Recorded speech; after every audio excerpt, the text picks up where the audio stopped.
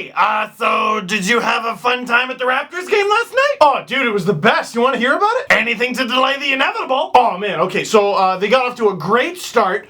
Great start, and they're hot. The Charlotte Hornets can't even get on the board. They were playing the Charlotte Hornets, but then they close the lead, and then they erase the lead entirely before the Raps get it back before the half. Second half starts. Holy smokes! Raptors are brutal. Nothing's going in. Everything's going in at the other end. It's just terrible. They're down by like 17, and they head into the fourth. Like, people are leaving. No one wants to put up with this game.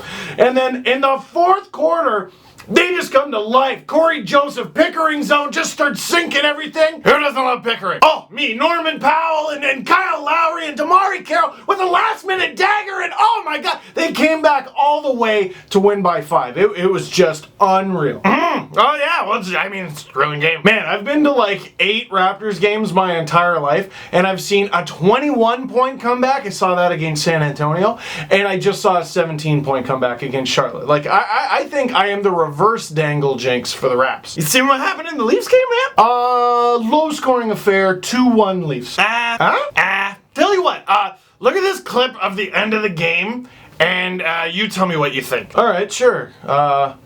Oh man, they lost 5-2? They keep looking. Oh my God, it would have been nice for Curtis McElhinney to get the... What happened to Zach Hyman's face? Something bad. Oh my, did they at least convert on the power play? They didn't score on the power play? Well, there was no power play. Look at his face. Look at his face. Where's Mitch? I'm gonna back out while I still can. Get back here. Where is Mitch? Hi, everyone. Hello. Come on. The Leafs won a thing. Austin Matthews. Moto, wizardry, and... Well, time for a rebuild. This team is ruining my life. I'm not the one who hurt him. Then who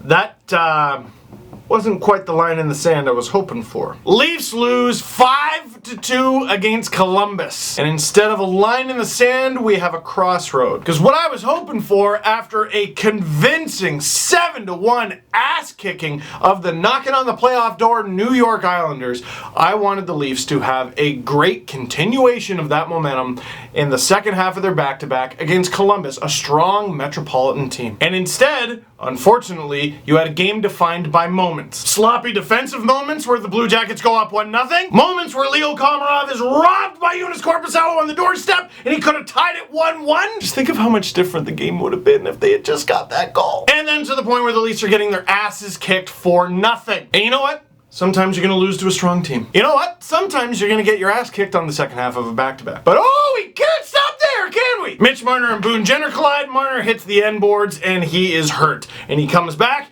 and he leaves again and he comes back and he leaves again and he ultimately stayed out. Now, my initial thought on Marner's injury is something that has been haunting me. It's been in the back of my mind, and every time it comes to the front, I'm like, you get back there again.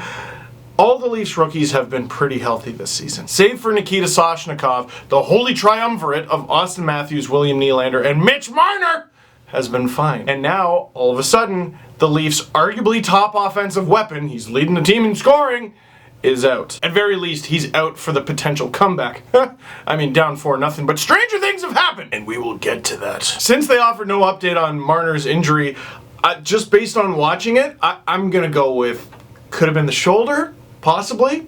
Could have been something, I don't know, maybe the ribs. The part that made me concerned is I saw him do like one of those. And the fact that he came back and he tried to play through it, it gave me hope that it wasn't that serious, so that's good. Might not miss any games. But I really hurt the shoulder in an MMA class because I'm brilliant over a year ago. And at the time, sharp, awful pain, and I was like, oh Jesus! But after a couple minutes, it went away, and I was still able to use the shoulder, and it was fine. Next morning, I woke up, could barely move the thing, and it's over a year later, and I still can't get it all the way back. I also don't have the Leafs team doctors. If any of you are med students, what does that sound like I did? Help me out. Now, it's just a potential theory, but watching how Mitch Marner played and kind of labored after, I don't think it was actually his shoulder. I also don't know what it was. And you never want to give up on any game, but you're losing, I don't know, what was it at the time? 3-0? 4-0? You're on the road, second half of a back-to-back, your team's leading scorer.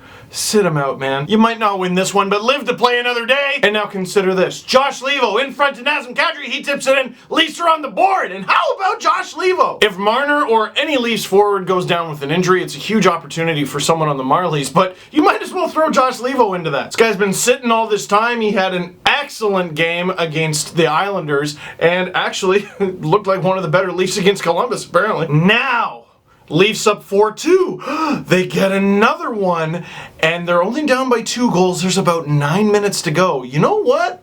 Not likely, but not impossible. And oh, geez, Columbus careless with their stick. Hyman gets it right in the face. He's bleeding everywhere. He goes to the bench. The Leafs are gonna get a double... What? Now, you can't blame the Leafs losing this game on the officials. You can't. They were down 4-0. You can't be letting yourself get down 4-0 and then blame it on outside factors. However... What are you paid for? Well, they have a hard job. Look, a lot of people in this world have a hard job, okay? A lot harder than NHL referee, okay? You get to officiate a game. Lucky you. You know, I've been getting a lot of heat for this high sticking call I missed. Oh, that sucks, man. Hey, can you tell me about it later? I'm performing open heart surgery! That's how dumb I am. I think that's how you perform open heart surgery. You just, yeah. Here's the situation, though.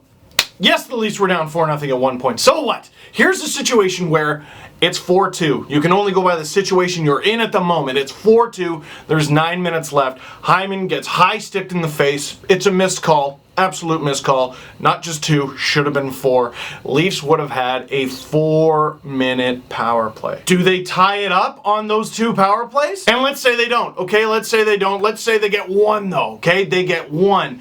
Then they got another 5 minutes to tie it up, pull the goalie, maybe get something going, maybe tie the game and force overtime. What if they lose in overtime or the shootout? So what? They get a point. It's better than nothing. Nope, instead it remains 4-2. Columbus does get the empty netter, so the Leafs lose the game. And after I tweeted the Hyman high stick, or the missed one, when he just started bleeding spontaneously, I guess, after I tweeted that out, someone was like, oh, check this out. It's Joonas Korpisalo handling the puck behind Columbus's net, and it was a trapezoid violation. Didn't get called. Again, it's a hard job. It's a really hard job. You're not going to miss them all. Wait. No, you're not going to miss them all. You're not going to get them all either. See? Sometimes I screw up. It's one thing, though, if the ref misses something behind the play. It's another when they completely goof something they are staring at. The Hunwick Chimera penalty shot call. Staring at it. The Hyman high stick. Where's the puck? Staring at it. Korpisalo with the puck behind his net. He's got the puck. Staring at it! Typical Leafs fan crying about the refs when he loses. Yeah, and just ignore the fact that I just did it when the Leafs won 7-1. It's not about the Leafs. It's not about the Blue Jackets. It's not about the Islanders. It's not about whatever team you cheer for. It is that NHL officiating, this season in particular, has been the worst I've ever seen. Flat out. They're botching video reviews on Tamagotchis, they're missing stuff that's right in front of them, and they are seeing things that are not there! And then I had someone tweet me, oh, okay, there's no solution though. As if to say, well, these are the best guys we got, okay, this is the best we can do. And to that I say, you're right. Yeah.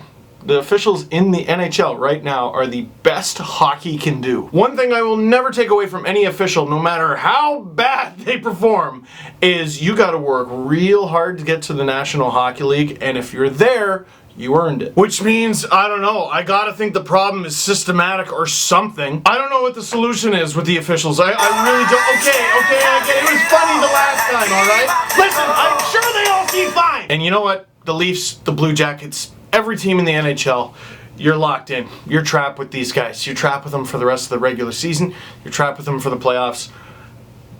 All you gotta do is deal with them. Don't dwell on things you cannot control. The things you can control, in the event Hyman misses a game, Marner misses a game, who comes up and replaces them? Just call up Seth Griffith. Well, I'm a little shaky on the rules, but I think Griffith would have to clear waivers. And if that is the case, he ain't getting called up. He's been absolutely fantastic on the Marlies, but he ain't getting called up. Call up Kasperi Kapanen, injured long term. Call up Brendan Leipzig. He's been up for a while too. Call up Rich Kloon, no NHL contract. Call up Byron Frazee. Well, Marner and Hyman are wingers and Frazee is a center. Call up Freddie Gauthier, same problem. The way I see it, you could call up Colin Greening or something in the meantime, and I think he would have to clear waivers. Trevor Moore has been moving up the Marlies lineup, so maybe he's a call-up. Personal first pick to call up would be Kirby Reichel. He played in the AHL All-Star game, and after a pretty bad start to the season, his shooting percentage was terrible, he's starting to rack up the points a little bit more. I would give him a shot. That, or you could give a guy like Andreas Johnson a put-up or shut-up call-up, because he has not been great. And now that I've said all that, watch them call up someone else. Question of the game: who would you call up? So that is it for this one. Thank you very much for watching. Click like if you like this video. Click subscribe if you really liked it. Tell all your friends. I think this was probably shorter than usual. I won't know until I edit it. If it was, I'm sorry. I went and saw a basketball game with my wife, okay? I had fun. Sometimes I miss a Leafs game. It's like once or twice a year. Just let me do it. I picked a good one to miss, didn't I?